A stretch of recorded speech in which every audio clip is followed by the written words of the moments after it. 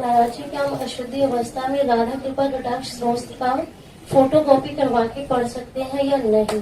उसे याद हो गया हो तो आप चिंतन ऐसे कर सकते हैं, वगैरह ग्रंथ लेकर पढ़ना निषेध है। 3 दिन अपवित्र दशा में भगवत चिंतन कर सकती है, जो पाठ याद है उसको सुमिरन कर सकती है।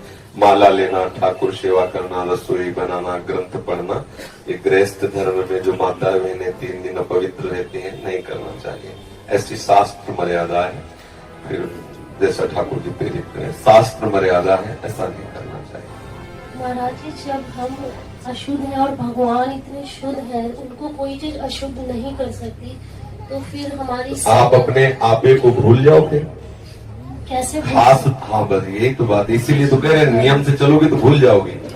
नियम से चलोगी, बनाई हुई मर्यादा से चलोगी तो शरीर भान भूल जाओगी। और नियम अगर विपरीत दशा में चला गया तो शरीर भाव पुष्ट होता चला जाएगा। ये खास बात है।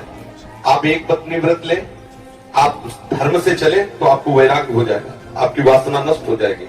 दवा अगर नियम से खाओगे ना, रोग नष्ट हो जाएगा। और आप व्यभिचार करें, चाहे जितना करते चले जाए, आपकी वासना बढ़ती चली जाएगी, आपकी गंदगी बढ़ती चली जाएगी। ये नियम है वही चेष्टा। लेकिन एक पत्नी व्रत ले, धर्म पूर्वक चले तो आपको वैराग्य हो जाएगा। कितने ऐसे गृहस्थ हैं जो वैरागी हैं, पति पत्नी दोनों घर में रहते हुए भी ब्रह्मचर्य हैं। और कितने ऐसे कि देखो बोले कितने साल, बोले 90 साल के, तो बोले क्या पूरा जीवन हो गया, खाक बटोरते हैं काम, वही के वही खड़े। सब सुलझने की बात है। तो इसलिए हम पहले शास्त्र आज्ञा पालन करें तो परम पवित्र प्रभु हैं और हम उनके परम पवित्र अंश हैं, ये बात समझ में आ जाएगी। और जो शरीर अपवित्र है उससे हमारा राग खत्म हो जाएगा। अभी शरीर अपवित्र है, शरीर अपवित्र है तो हमारा भाव भी अपवित्र है, क्योंकि हम शरीर से युक्त हैं। आप कभी ये मानती हो कि मेरा शरीर अपवित्र हुआ, मैं नहीं।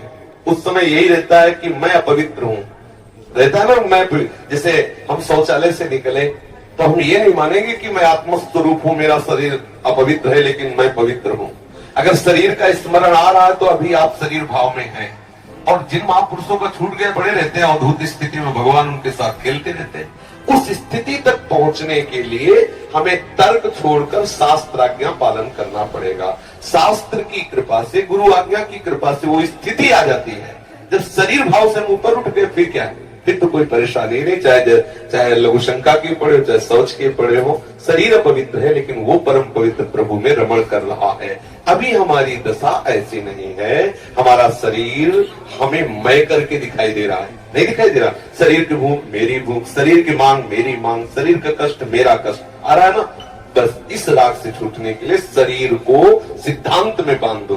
तस्मात् शास्त्रम प्रमाणम दे, कार्यो क्या करना है क्या नहीं करना, इस शास्त्र के अनुसार चलो तो शरीर का राग खत्म हो जाएगा। इसका परिणाम होगा शरीर से राग खत्म हो जाएगा। आप पवित्र रहिए तो आपको शरीर से वैराग हो जाएगा। ये खास बात है। शास्त्र की आज्ञा पालन कीजिए तो आपको शरीर संसार से वैराग्य हो जाएगा। और शास्त्र के विरुद्ध चलिए तो आप रागी हो जाएंगे, आप आसक्त हो जाएंगे, ये आपको दंड होगा। शरीर संसार की आसक्ति वही तो आपको जलाती, वही तो आपको जन्म मृत्यु के चक्र में फंसाती है। समझ गए बच्चा?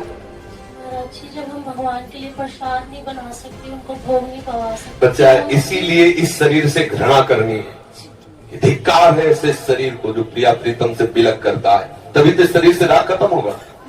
ये अपवित्र शरीर जो हमें प्रभु की सेवा से छुटवा दे, ऐसे शरीर से क्या राग करना।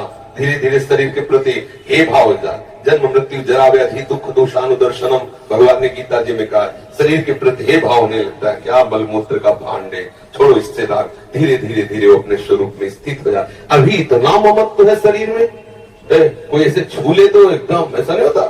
तुमने हमें ऐसा कितना अपना मय पद है। अगर हम ठीक सिद्धांत से चलेंगे तो हम बहुत जल्दी लाभ प्राप्त कर लेंगे। जहां हमारी स्थिति है हम बात दूसरी स्थिति की करें तो हम बहुत जल्दी आगे बढ़ जाए। होता क्या, हम लोग बात करते हैं छत की, अभी बिल्कुल 100 हाथ गड्ढे में खड़े हैं। बात ये है, शरीर से हमारा संबंध बहुत घनिष्ठ हो चुका है। इतना हो चुका है कि शरीर से हम संबंध किए, ये शब्द भी गलत है। मैं ही शरीर हूं ऐसा है। आप देख लो, कभी दर्पण में तिलक लगाते समय सोचा कि शरीर के मस्तक पर तिलक रचना कर रहे हैं? नहीं। मेरा तिलक कैसा है, यही तो आएगा ना। मेरा रूप कैसा है, मैं ठीक लग रही हूं, लग रहा हूं, ऐसी बातें आएंगी नहीं आएंगी। तो इसका मतलब शरीर राग है। शरीर राग हटाने के लिए शास्त्रीय सिद्धांत स्वीकार करना होगा।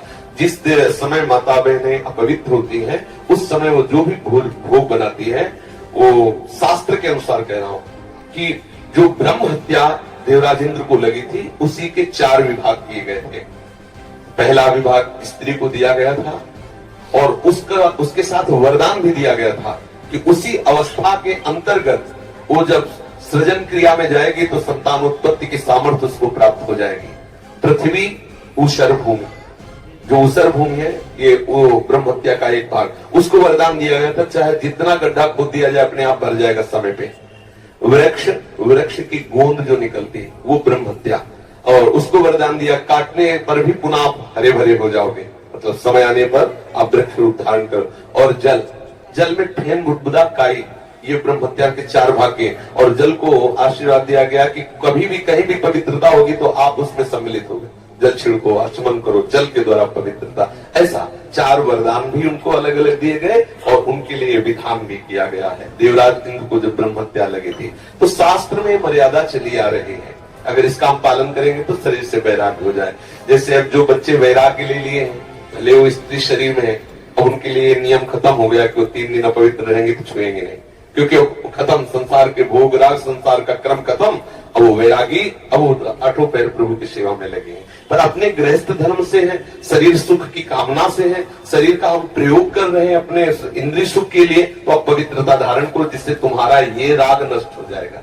समझ रहे ना? नाम जप तो कर सकते हैं आप? हम बता देते हैं, गृहस्थों को भी कह देते हैं कि आप मंत्र चिंतन भी कर सकते हैं, माला से नहीं, मंत्र चिंतन भी कर सकते हैं। स्नान किया, मंत्र चिंतन कर रहे हैं, भाई अंदर हमारे जो चिंतन हो रहा, शरीर ही तो अपवित्र है, बाहरी चेष्टा नहीं करेंगे। हम मानसिक ठाकुर सेवा भी कर सकते हैं, मानसिक पाठ भी कर सकते हैं। हमें चतुरासी जी याद है तो हम ग्रंथ नहीं छुएंगे, ऐसे पदगान करेंगे, नाम कीर्तन करेंगे, ये सब हो सकता। लेकिन प्रकट में जो शरीर द्वारा चेष्टा होनी है तो फिर उस समय 3 दिनों तक ऐसा शास्त्रीय महापुरुषों का और संतों का आदेश है, तो हमें वैसा पालन करना चाहिए। हाँ, शरणागत मंत्री के लिए वैसे हमने बताया है कि शौचालय में और बाथरूम में हम मंत्र न जपे, पवित्र हो करके आचमन आदि करके फिर मंत्र जप करें।